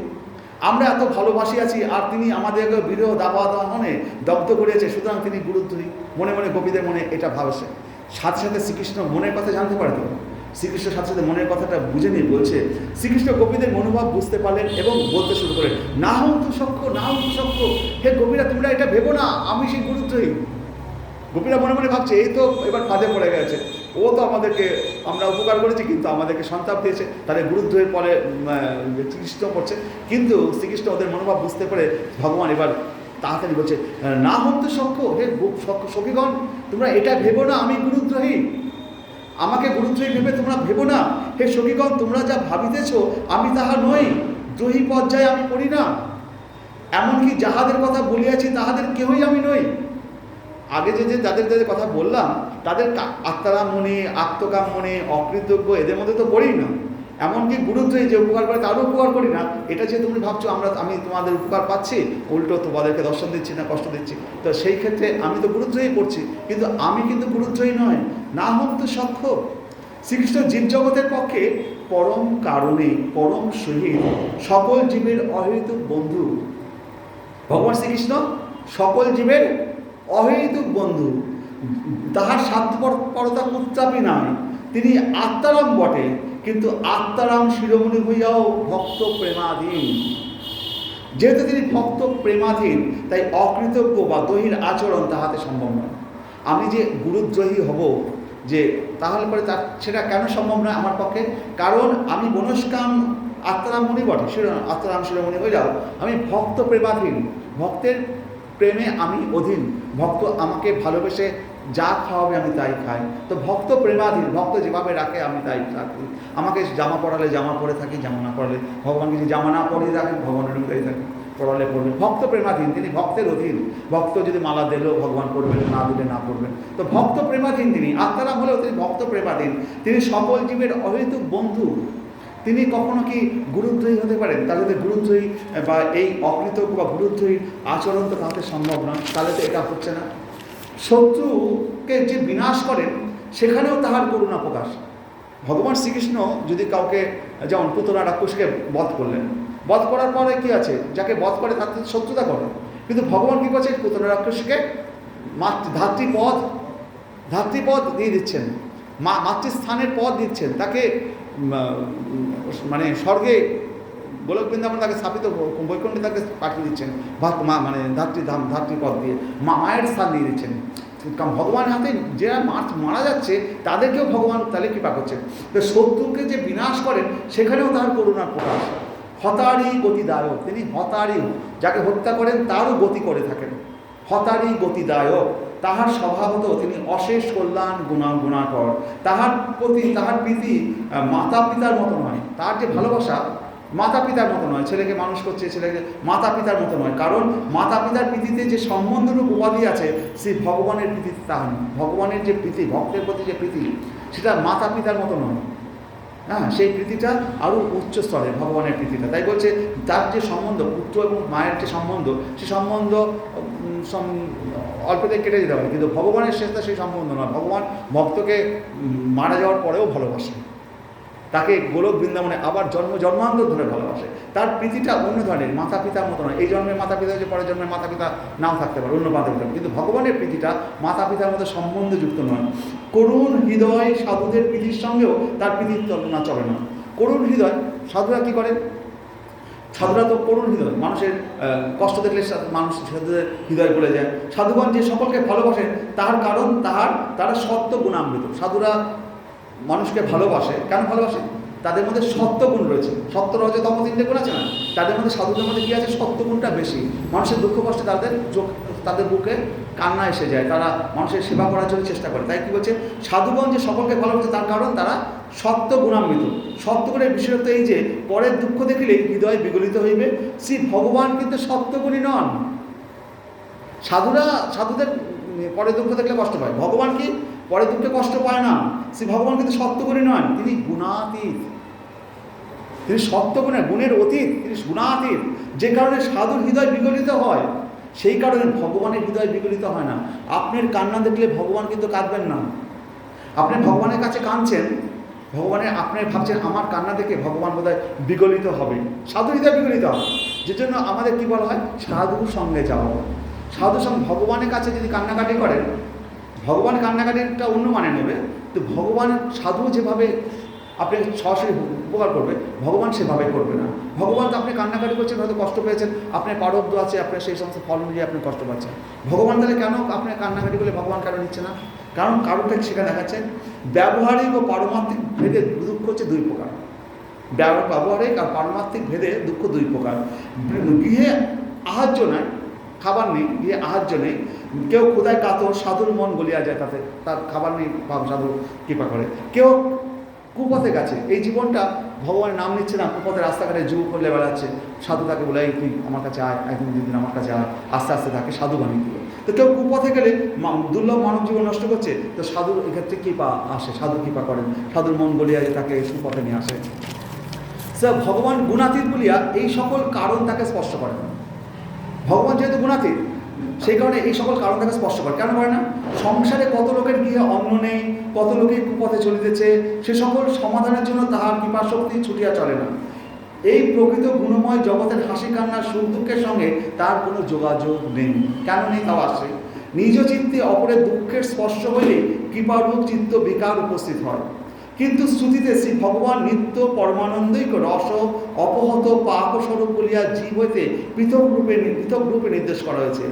অন্ধকারের সঙ্গে যেমন আলোর যোগ হয় না, দুঃখ কষ্টটা কোন থেকে আসে? তম গুণ থেকে দুঃখ কষ্ট আসে। তো অন্ধকারের জগতের সাথে আলোর যখন মিল হয় না, তো তদ্রূপ শ্রী ভগবানের চিত্তে তমময় দুঃখের জন্ম সম্ভব নয়। আপনার দুঃখ দেখে ভগবানের দুঃখ হবে না, কারণ ভগবানের শরীরে তমময় গুণের প্রবেশ ঘটবে না। আমাদের আমরা দুঃখে তমময় দুঃখ, আমরা তমময়, তো ভগবান তো তমময় নয়, তার ভিতরে তমময় গুণ প্রকাশ পাবেন না। আপনি দেখবেন কেউ কান্নাকাটি করছে, আপনি অন্যের কান্না থেকে আপনার চোখে জল চলে আসবে, আপনি ভাবতে পারবেন আপনি কখনো ওদের সাথে কান্না শুরু করে দিচ্ছে। কারণ কি? ওটা আপনাকে হৃদয় স্পর্শ করছে, ওর গুণটা আপনার মধ্যে সঞ্চারিত হচ্ছে, কিন্তু ভগবানের মধ্যে সঞ্চারিত হবে না, কারণ ভগবান তো তমময় নয়, আমাদের মধ্যে তমগুণ রয়েছে। সেই কারণে অন্যের দুঃখে আমরা জারিত হই। অন্ধকারের সঙ্গে যেমন আলোর তার যোগাযোগ হয় না, তদ্রূপ সেই ভগবানের চিত্তে তমময় দুঃখের জন্ম সম্ভব নয়। আর দুঃখের জন্ম না হতে চিত্তের কৃপা জন্ম। যদি দুঃখের জন্ম না হয়, আমার যদি আপনার দুঃখ হতে আমার যদি কষ্ট না হয়, তাহলে আপনাকে কৃপা করবো না। ও কাঁদছে কাঁদুকে, তো আমার তো আগে প্রথমে কষ্ট, আগে দুঃখ প্রতি আমার তো মনে দুঃখটা জাগা উচিত, তারপরে যে কৃপাটা আসবে। তো ভগবানের কাছ থেকে কৃপাটা এইভাবে আসবে না। তো ভগবানের কাছে তাকে দীনবৎসল, আত্মবন্ধু, পরম করুণ, সর্বভূতের সহিত ইত্যাদি বলিয়া শাস্ত্রগঞ্জে কীর্তন করেছেন, তাকে তাহলে মিথ্যা? তাহলে ভগবানকে যে পরম সহিত, দীনবৎসল, আত্মবন্ধু, পরম করুণ, সর্বভূতের সহিত ইত্যাদি বলিয়া শাস্ত্র যে কীর্তন করেছে, তাহলে সেটাকে ভুল বলতে হবে। তাহাকে গলাইতে পারে এমন একটি মাত্র বস্তু এই জগতে আছে, তাহার নাম হচ্ছে ভক্তি। ভগবানকে যদি গলাতে চান, আপনার দুঃখে ভগবানকে যদি গলাতে চান, তাহলে একমাত্র ভক্তির মাধ্যমে ভগবানকে গলাতে পারবেন, কারণ ভক্তি হচ্ছে সমস্ত গুণের অতীত। তাকে গলাইতে পারে এমন একটি মাত্র বস্তু এই জগতে আছে, তাহার নাম ভক্তি। ভক্তির দ্বারে তিনি নিয়তই বাধা, ভক্তির অধীন হন, ভক্তিতে গলিয়া যান। আপনার যদি ভক্তি থাকে, ভক্তিতে আপনার হৃদয়ে গলিয়ে যাবেন, আপনার জন্য ভগবান যা কিনা করতে পারে, ভক্তিতে গলিয়া যান। সুতরাং ভগবানের প্রীতি সাধু মহাত্মাদের অনুরূপ নয়, তাহার ভালোবাসা তবে কোন শ্রেণীর, তাহাই এখন দেখা যায়। এবার ভগবানের ভালোবাসা কীরকম সেটা এবার দেখা যায়। হে সখীগণ, যেমন ধনহীন ব্যক্তি লব্ধ ধন বিনষ্ট হইলে সেই ধনের চিন্তাতেই মগ্ন হইয়া থাকে। ধনহীন ব্যক্তি যদি তার কোটি টাকা আছে, আজ কোটি টাকা চুরি হয়ে গেল, যে চুরি হয়ে যায়, সে তখন সারাদিন মাথায় হাত দিয়ে বসে থাকবে, আমার সব চলে গেল, হ্যাঁ, সেই ধনহীন ব্যক্তি, হে সখীগণ, যেমন ধনহীন ব্যক্তি লব্ধ ধন বিনষ্ট হইলে সেই ধরনের চিন্তাতেই মগ্ন হইয়া থাকে, অন্য কিছুই জানতে পারে না, সেইরূপ ভজনকারীদিগের নিরন্তর ধ্যানে প্রবৃত্তি নিমিত্ত আমি কিন্তু তাহাদেরকে ভজন করি না। তো বলছি যে অন্য কিছু জানা, সেইরূপ ভজনকারীদের নিরন্তর ধ্যানের প্রবৃত্তি নিমিত্ত আমি কিন্তু তাদেরকে ভজন করি না। তারা যারা আমাদের ধ্যান করছে আমি কিন্তু তাদের ভজন করি না। স্বার্থপর, নিঃস্বার্থ, পিতৃবৎ, নিঃস্বার্থ, সাধুবৎ, আত্মরাম, আত্মকাম, অকৃতজ্ঞ, গুরুত্রয়ী, এই 7 শ্রেণীর কোনোটির মধ্যেই পড়ে না শ্রী ভগবানের ভালোবাসা।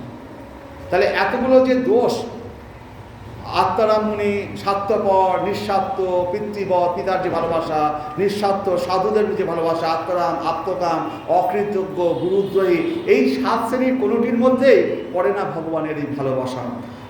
অহংতু ভজত আমি জম্ভীন ভজামি, আমি ভজনকারী ব্যক্তিকেও ভজন করি না। যে আমার ভজন করছে আমি তার ভজন করি না, যে আমাকে ভালোবাসে তাহাকেও ভালোবাসি না। তোমরা এইরূপ মনে করছো। কবিদের ভগবান বলছে যে আমরা আমাকে তোমরা যে ভালোবাসা দিচ্ছ, যে তোমরা ভাবছো আমি তাদের ভালোবাসি না, তাই তো তোমাদের মনে হচ্ছে যে আমি ভজনকারী ব্যক্তিকেও ভজন করি না। কিন্তু ভগবান তো গীতায় বলে, যে যথামান প্রপদ্যন্তে তাং সতৈব ভজামহ, যে আমাকে যেমন ভজনা করে আমি তার সেরকম ভজনা করে। তোমরা এরকম মনে করে দিচ্ছ যে আমি কাউকে তোমাদের ভজনা করছি না, কিন্তু যে ভজনা করি না তাহার শোন। আমি কখনো কখনো ভজনা করি না সত্যি, কিন্তু কেন করি না সেটা শোন।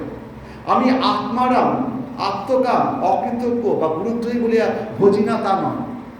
তোমরা আমার ভজনা করো, কিন্তু আমি তোমাদের যে ভজি না তার কারণটা তোমরা শোনো। তার জন্য আমি গুরুদ্রোহী নই, আত্মারাম নই, আত্মকাম নই, এদের দ্বারা আমি করি না। কিন্তু আমি কেন ভজন করি না তার কারণটা শোনো।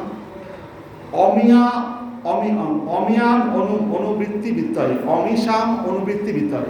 অনুবৃত্তি শব্দ অর্থ নিরন্তর ধ্যানে বৃত্তি লাগিয়া থাকা। অনুবৃত্তি শব্দ নিরন্তর ধ্যানে বৃত্তি লাগিয়া থাকা। প্রেম প্রকর্ষবশত অবিচ্ছেদ্য আমার ভাবনায় নিরত রাখিবার জন্যই আমি ক্ষেত্র বিশেষে ভজনকারীকেও ভজন করি না।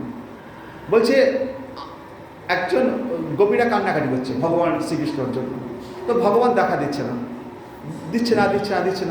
শেষে আমাকে দেখো দর্শন দিল। কেন দিচ্ছে না? সাথে সাথে দর্শন করা দেওয়া উচিত। তো বলছে আমাকে ভজনকারীরা ভজন করছে কিন্তু আমি দর্শন দিচ্ছি না। কেন?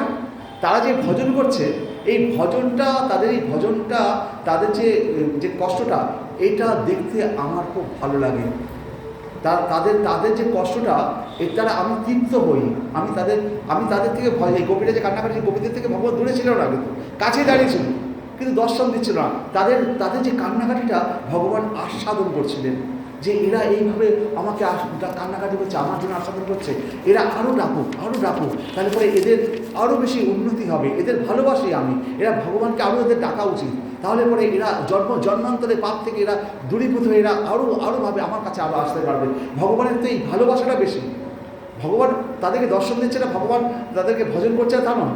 ভগবান চাইছে যে ওরা আরও ভজন করুক, আরও ডাকুক, আমার বিরহে আরও কান্নাকাটি করুক, তবে আমি আরও বেশি ওদেরকে আসল জায়গায় নিয়ে যেতে পারবো।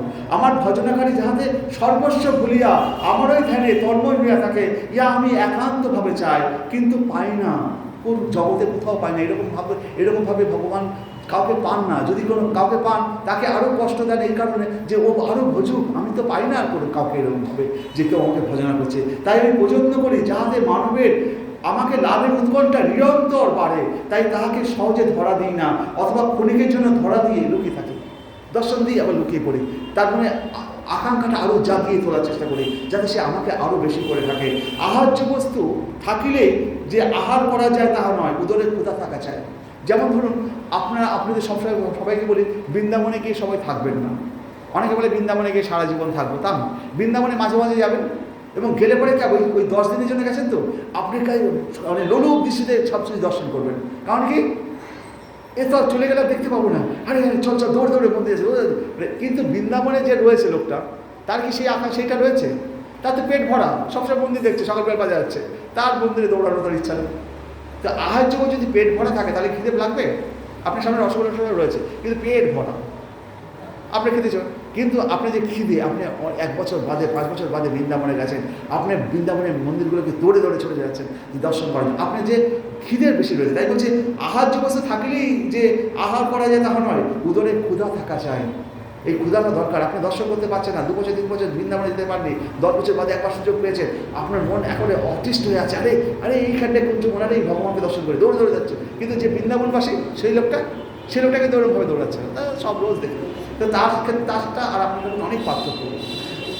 তো সেই জন্য আমাকে পাইলেই সাধক আমার মাধুর্য ভোগ করিতে পারে না, সেজন্য চাই প্রেম প্রীতি, আমাকে পাইবার জন্য লালসা, সেই লালসা বৃদ্ধির জন্য ভক্তের নিকট হইতে আমার দূরে থাকা। ভক্তকে কষ্ট দেন তিনি নির্দয় নিষ্ঠুর বলিয়া নয়, ভক্ত বৎসল করুণা করিবেন বলিয়া। ভক্ত বৎসল, তিনি আরও বেশি করে করুণা করতে চান। আমি 2 টাকা দিতে চাই না, আমি ভগবানের করুণা, কোটি কোটি বিলিয়ন বিলিয়ন ডলারের সম্পদ আমি দিতে চাই, ওই 2 টাকার ভালোবাসা প্রেম আমি দিতে চাই না। তো ভগবান আরও বেশি করে করুণা করতে চান, তাই তিনি ভক্তকে কষ্ট দেন। সোনাকে দগ্ধ করিয়া যেমন নির্মল নির্দোষ করিতে হয়, শ্রী ভগবানও তেমনি অনাদি বহির্মুখ জীবকে দুঃখের দাবা দহনে মালিন্য শূন্য করেন। ব্রজদেবীগণ এই বাক্যে খুশি হলেন না, কারণ কৃষ্ণ প্রেমে তাহারা আপনাদের দেহ গেহ সকলেই ছাড়িয়াছেন, সকলেই ভুলিয়াছেন। শ্রীকৃষ্ণ কি তাহা বুঝেন নাই? তাহাদের বদন দুঃখে অধনমিত হল। কৃষ্ণ এত কিছু কথা বলল, কিন্তু তাতেও গোপীদের মন ভরল না। তো আমরা এই গোপীদের, এই কৃষ্ণের জন্য আমরা সংসার গৃহ ত্যাগ সব কিছু পরিত্যাগ করে আজকে তার কাছে এসে পড়েছি। আর সে কিনা আমাদেরকে এরকম বলছে, ভজত হমি নবৈ কচিত ভজন্তি অভজত কুত আত্মা রামাই আত্মকামা অকৃতজ্ঞা গুরুত। এরপর সেই ধরনের মানুষেরাও রয়েছে যারা আত্মাসুখী, আত্মকাম, অকৃতজ্ঞ ও গুরুত্বহী। এই ধরনের মানুষেরা তাদের ভালোবাসা প্রদানকারীকেও ভালোবাসে না। শত্রু ভাবাপন্নদের কথা তো আর কি বলার আছে। নাহন্তু সখ্যে ভজত হপি জম্বুন ভজামি আমি শাম অনুবৃত্তি বৃত্তয়ে যথা অধন লব্ধ ধনে বিনষ্টে তচ্চিন্তায় অনাথ বিবৃত ন বেদ। জীব যখন আমাকে ভালোবাসে, এমনকি তারা যখন আমার পূজাও করে, আমি তৎক্ষণাৎ সাড়া দিই না। তার কারণ হে গোপীগণ, আমি তাদের প্রেমময় ভক্তিকে তীব্রতর করতে চাই। লব্ধ ধন নষ্ট হওয়া নির্ধন ব্যক্তি যেমন সেই ধনের চিন্তাতেই উদ্বিগ্ন থাকে, অন্য কিছুরই চিন্তা করতে পারে না, তখন তারা তেমনি হয়ে ওঠে। এবার ভগবান কি বলছে, এবং মত অর্থে উচ্ছিত লোকবেদ সানাম হি গো মই অনুবৃত্তয়ে অবলাম ময়া পরক্ষম ভজতা প্রিয় গীতম মা অসহিত মাহাত্ম তৎপ্রিয় ক্রিয়া। হে গোপীগণ, আমার জন্য তোমরা লোকাচার, বৈদিক নির্দেশ এবং আত্মীয় স্বজনদেরও পরিত্যাগ করেছ।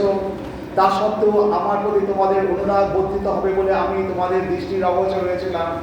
হে প্রিয়গণ, আমি তোমাদের প্রিয় সাধনের পবিত্র, আমার প্রতি তোমরা অসন্তুষ্ট হয়েও না। হে গোপীগণ, আমার জন্য তোমরা লোকাচার, বৈদিক নির্দেশ, আত্মীয় স্বজনদের পরিত্যাগ করেছ। তা সত্ত্বেও আমার প্রতি তোমাদের অনুরাগ বর্ধিত হবে বলে আমি তোমাদের দৃষ্টির অগোচর হয়েছিলাম। হে প্রিয়াগণ, আমি তোমাদের প্রিয় সাধনের পবিত্র, আমার প্রতি তোমরা অসন্তুষ্ট হয়েও না। ন পারয়ে অহং নিরবদ্ধ সংযুজাম সাধুকীর্তন বিবুধ আয়ুষাব যা মা অভজন দুচ্চয় দেহ শৃঙ্খলা সংবিশ্বত বতিজাতু সাধনা। হে গোপীগণ, আমার প্রতি তোমাদের নির্মল সেবা ঋণ আমি ব্রহ্মার আয়ুষ্কালের মধ্যেও পরিশোধ করতে পারবো না। আমার সঙ্গে তোমাদের যে সম্পর্ক তা সম্পূর্ণভাবে নিষ্কলুষ। তোমরা দুশ্চেদ্য সংসার বন্ধন ছিন্ন করে আমার আরাধনা করেছ, তাই তোমাদের মহিমান্বিত কার্যই তোমাদের প্রতিদান। ভগবান বলছে, তোমরা আমাকে যেভাবে ভালোবেসেছ, এই প্রতিদানে আমি তোমাদেরকে দেওয়ার মতো, ব্রহ্মার আয়ুষ্কালের মধ্যেও আমি তোমাদেরকে দেওয়ার মতো আমার কিছু নেই, আমি দিতে পারবো না। তোমাদের সাধুপ্রিয়, তোমাদের ভালোবাসায় যেন তার প্রতিদান হয়। বলছে, হে গোপীগণ, আমার প্রতি তোমাদের যে নির্মল সেবার ঋণ আমি ব্রহ্মার আয়ুষ্কালের মধ্যেও পরিশোধ করতে পারবো না। আমার সঙ্গে তোমাদের যে সম্পর্ক তা সম্পূর্ণভাবে নিষ্কলুষ। তোমরা দুশ্চেদ্য সংসার বন্ধন ছিন্ন করে আমার আরাধনা করেছ, তাই তোমাদের মহিমান্বিত কার্যই তোমাদের প্রতিদান হোক। তো ভগবান এইভাবে গোপীদের প্রশ্নের উত্তর দিলেন। তো তখন সমস্ত গোপীরা আবার ব্রজেন্দ্রনন্দন শ্রীকৃষ্ণকে নিয়ে তারা রাসলীলায় যুক্ত হলেন এবং সেখানে রাসলীলা করতে লাগলেন শত সহস্র কোটি গোপীদের নিয়ে। তো আজকে আমাদের এখানেই পাঠ শেষ হলো। হরে কৃষ্ণ। ওম নমঃ ভগবতে বাসুদেবায় নমঃ। হরে কৃষ্ণ।